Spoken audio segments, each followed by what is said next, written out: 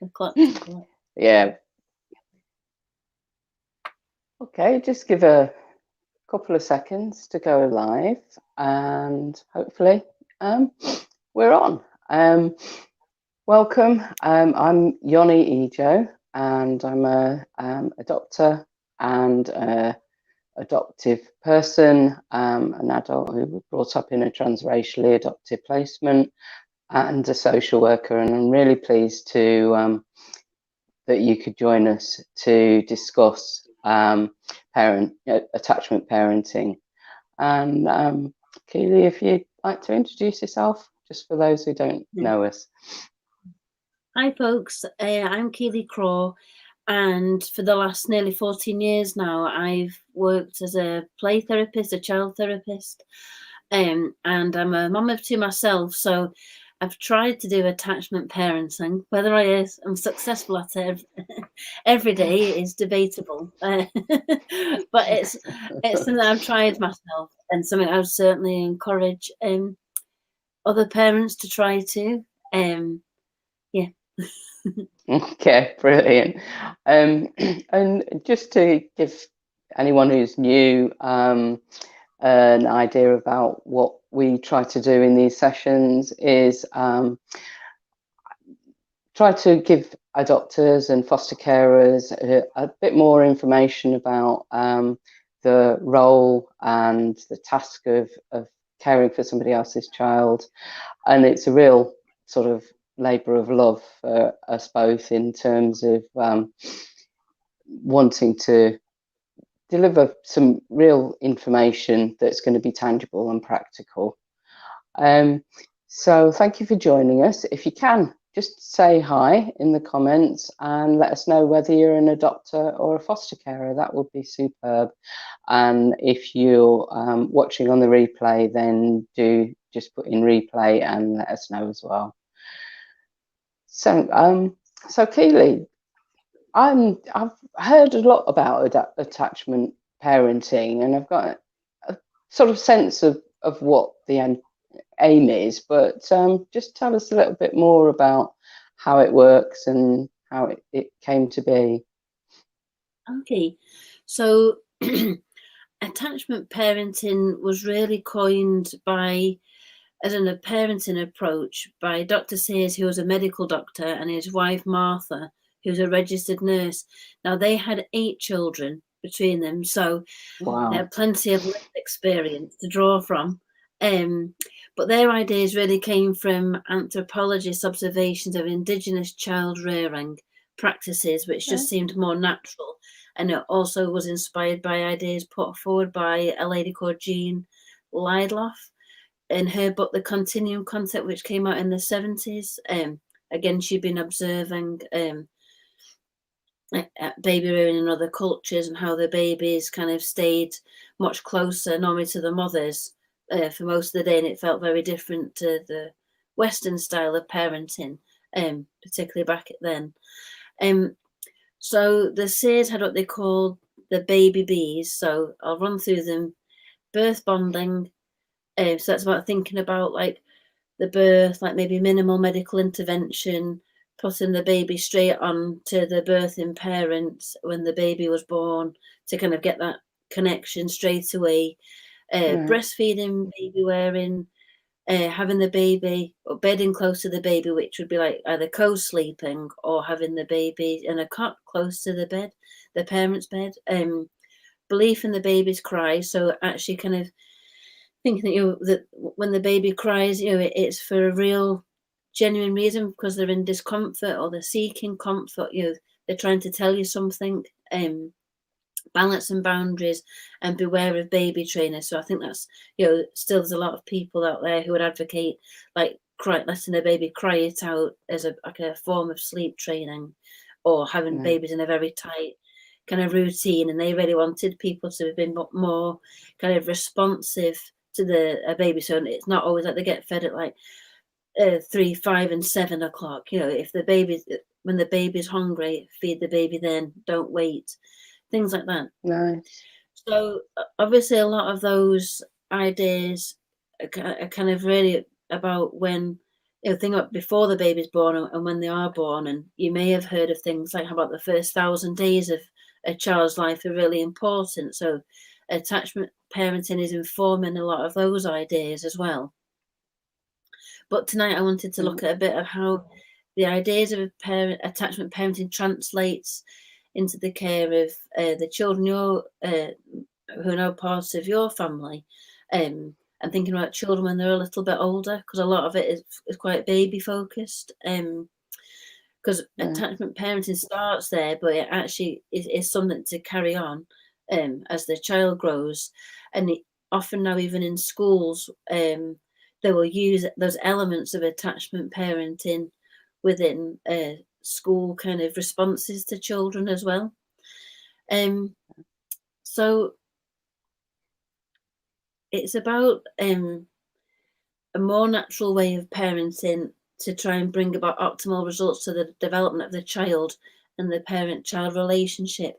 But attachment parenting doesn't necessarily mean that a child will develop a secure attachment from that.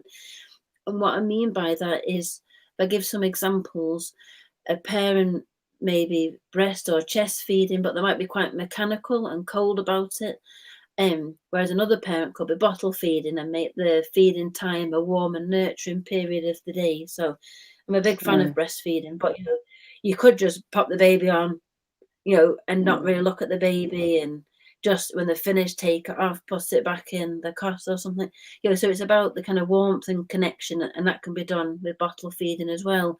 Or a parent could wear a baby all day, but they might not respond to the cues of the baby, or they might, this is probably rare, but they might kind of wear the baby so much that when the mother and the baby, or the father and the baby are separated, and it actually creates like a real anxiety. Right. So, it doesn't necessarily mean a secure attachment, but it does link in some ways with attachment theory. So that was based on the ideas of John Bowlby in the 1930s. He was a psychiatrist, and he believed that the primary caregiver, which back in those days was always referred to as the mother, served as a kind of like psychic organizer to the child, and that the child needed a warm and intimate person to help them develop successfully. And research now has actually showed that it might be a mother who's the primary caregiver, but it could be a father, an elder sibling, a grandparent, even a babysitter could be seen as another significant caregiver. So that would also stand for foster and adoptive parents as well. You can become the child's primary caregiver. And then about in the 1950s, Mary Ainsworth had been doing about 10 years of study already, but she teamed up with John Bowlby, and she'd done a test, which some of you might know, called the strange situation test. And that was used to diagnose different kinds of relationship patterns between children and, again, the mothers in the second year of life. And based on how the babies responded in times of separation and reunion, kind of showed what kind of attachment style the child had developed. So, there's some kind of overlap, but I think it's not to kind of think that attachment parenting just naturally kind of, if you were like wearing a baby all the time or having them sleep in your cot next to the bed or something, would naturally just make a secure attachment. What it really is, and the bits that you as foster and adoptive parents can do, is a bit about the emotional response. That's what's really kind of creating the secure attachment. So being responsive, warm, loving, emotionally available means as a result, babies and children can grow up to be confident in their caregiver's ability to handle their feelings. So when babies and children are free to express their positive and their negative feelings openly, then they don't develop defenses against the unpleasant ones. It means that they feel kind of free and kind of emotionally well-rounded, because they've not had anything kind of suppressed. They've allowed those feelings out. So if you've got a child who maybe a toddler or maybe a bit older who is having like a lot of tantrums or meltdowns and stuff, often Yeah. our instinct is to kind of try and shut that down. But actually, you've got to keep it safe and keep some kind of boundary around it. But it's about allowing the child to kind of relieve the pressure and stuff, and we have Mm. moments as adults in the day where we might ungraciously, act out some of our stresses and Yes. stuff. So tantrums and stuff aren't just like limited to children. We do it too, having a little outburst Mm. with a partner or shouting at somebody when you're driving. We do those too. But those kind of things about kind of responding to the baby, that's what Sayers would call the belief in the baby's cry. That kind of understanding that when they're kind of expressing a need, it is important and it needs to be responded to sensitively. Mm. Keeping in mind, that, and I guess that's also, it's really when people think about infant mental health and acknowledging actually that, infants, so children really up to 5, do have this emotional life and like well-being and mental health needs. That's really Mm. part of it. And the attachment parenting, is kind of that part where it's about advising the acknowledging of the emotional responsiveness. That's really where it kind of links in a little bit with the attachment theory and developing a secure attachment. Um, and we can do that. Sorry, Yanni, do you want to ask something? No, I was going to say it's in contrast to that sort of more historical way of parenting about not spoiling the child. I guess it's the complete anathema to that. I would think. That's right. And I mean, it's a really interesting program, but it's also quite harrowing to watch. And it was Mm. what it called Best for Baby. I can't. It's a Channel 4 documentary. It's quite old, but it kind of shows parenting styles in the 50s, 60s, and 70s. So the 50s was Truby King, the 70s was Dr. Spock, and the 70s was the continuum concept. And when you looked at the 1950s one, which I think is still a style in many ways, or not quite as rigid, Mm. It still informs a lot of Western parenting practice now, and that was a lot Mm. about routine, letting the baby cry it out. You're almost seeing like the baby's kind of demands, as like unreasonable and not really kind of putting any kind of value into it, that the baby might actually be showing it, genuine distress, Right. really wanting to kind of seek comfort.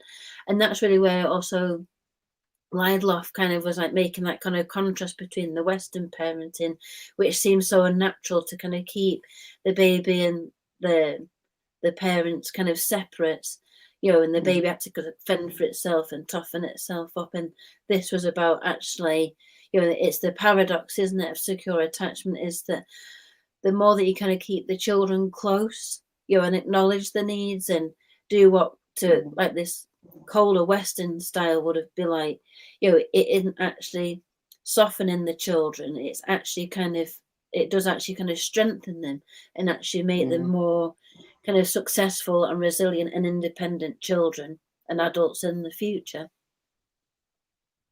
Mm. No, it's interesting, and parenting does seem to be it changes with fashion, doesn't it? Mm-hmm. And different theories, and it's very culturally specific, I guess, as well. Mm-hmm. Yeah, I think not that long ago. It's not something I've explored an awful lot, but I think Gina Ford was kind of promoting similar kind of ideas around routine and a bit of the crying it out. But it does feel Mm.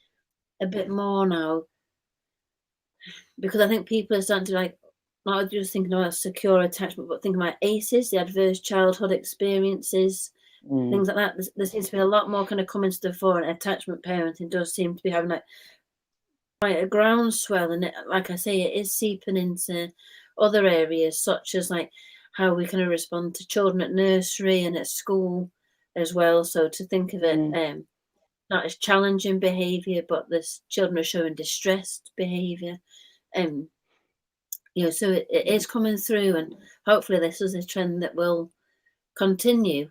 and then as the children, I was only thinking just now, but if more children get parented like this now, then maybe when they have children, you will start to kind of dilute, and more of this like, this don't spoil them kind of attitude, and they will have more of this kind of attachment style of parenting, kind of gaining strength and becoming the norm. Yeah, I was thinking there is a company that works with teachers around attachment teaching and understanding attachment and trauma for teachers, and I can imagine that that's really useful in that context, because I don't think always, in my experience of working with education professionals, that they fully understand the consequences of abusive or traumatic childhoods, and how that then impacts on the child's ability to learn. That's right. I mean, children, we all probably know from our own experiences that, if you've had like an argument with, your partner or someone in your family or something the night before or in the morning or something, you go to work that day, and it's actually really hard to focus on actually the jobs you've got to do. And so it's the same for children. If something kind of distressing has happened for them before they've gone to school, it's really hard to kind of focus. And then, for children who aren't able to kind of verbalize what's happened or to make sense of it properly, then it will just be communicated through the behavior in that day. And it is important then for teachers to be mindful of, especially if they've got an idea of the kind of background and how difficult it might be for that child, to kind of think of that behavior and think, what are they showing me through the behavior today? How can I respond best to this? Do they just need a little bit of time out? Do I just need to kind of put them to one side? Let's not go too heavy on, making sure they're accomplishing everything academically today, because they might just need something a bit more emotionally supportive today. So do you think one of the things that I feel with this approach, it makes a lot of sense, and I can see that it really does help, but it's quite hard, like you commented earlier, to sustain it and to be consistent about it. Would you say that you're sort of trying to do the best you can rather than getting it 100% right all the time? Yeah, absolutely. And so Donald Winnicott, who would say about being, again, it's mothers, because he was in the 50s, but about being the good enough mother, the good enough parent, the good enough teacher. We don't have to be perfect, and actually sometimes to try and be perfect is actually kind of not the best either.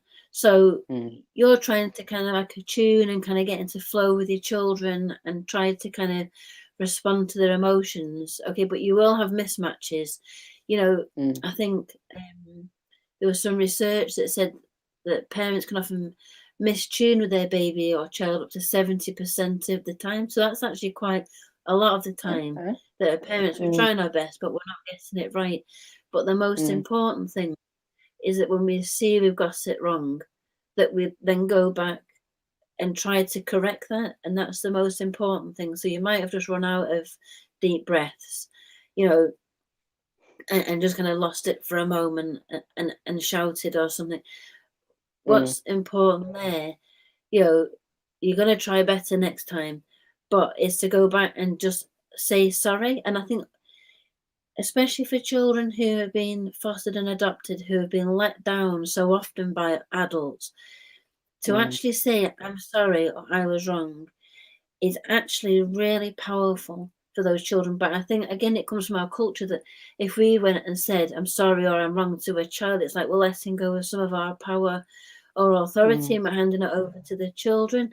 But actually, it's about kind of, it creates maybe a more balanced relationship, because if you can model that, then the children know what to kind of model and how to kind of behave as well. So if you say, oh, I'm really sorry,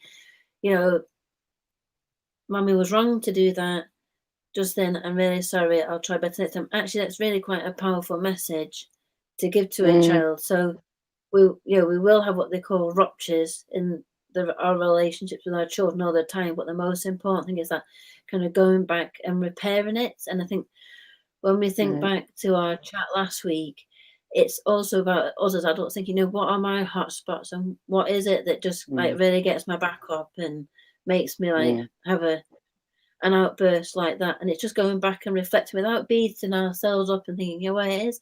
It's like yeah. it might be when I'm too hot and the house is messy, I just start to kind of lose my patience with stuff, or Mm, when I'm hungry, or because I never got yeah. this kind of attention, and now it's kind of bringing up feelings in me that like these children are being overindulged, and I'm responding like this. I'm going back to like some of the Mm, way I was parented, just mm. going back to those bits, and so next time maybe being able to just to kind of know where to put your foot on the brake before Yeah. things come out of your mouth that you're going to regret later.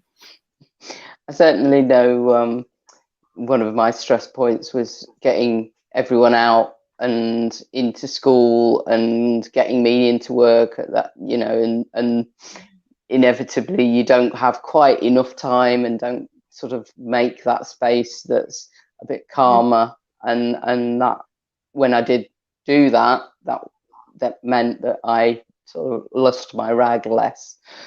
mhm. It's amazing how Yeah, those extra 10 minutes just vaporize, isn't it? yeah, And absolutely. all of a sudden everyone's being like chased out of the house. So do you think there's a couple of sort of strategies that parents, adoptive parents and foster parents can use um, And, to try and build this into their parenting? uh-huh. So I think it's like, it's about trying to bring warmth into the interactions and trying to understand what your child's emotional needs are, not kind of beating yourself up if you don't get it right all the time, and allowing them to kind of express their emotions in a safe way. But I think how that might kind of translate in other ways, and those other kind of aspects that they talk about in attachment parenting, when you're thinking about the everyday things, it's like when they go to bed, if you've got like a baby or a toddler with you, Mm, maybe they kind of, I mean, certainly anyway, it's recommended by health visitors and other people that like a baby under one stays in the parents' bedroom with them until they're 1 year old. Uh, mm, some parents like to kind of do that for a bit longer. Um, but if the babies or the toddlers in their own room, or you've got a child, it might be making bedtime a real nurturing time, sitting, reading stories, having a nice warm drink or a glass of water, um, mm, and sitting with the children until they fall asleep. You might end up mm, falling asleep yourself first, but that kind of just sense of being there, and the child not kind of feeling like they've been left alone. Making meal times, try to feel like as comfortable and as relaxed as you can. Not kind of mm, forcing the children to eat things, but just trying to make it a fun time and a time of mm, conversation.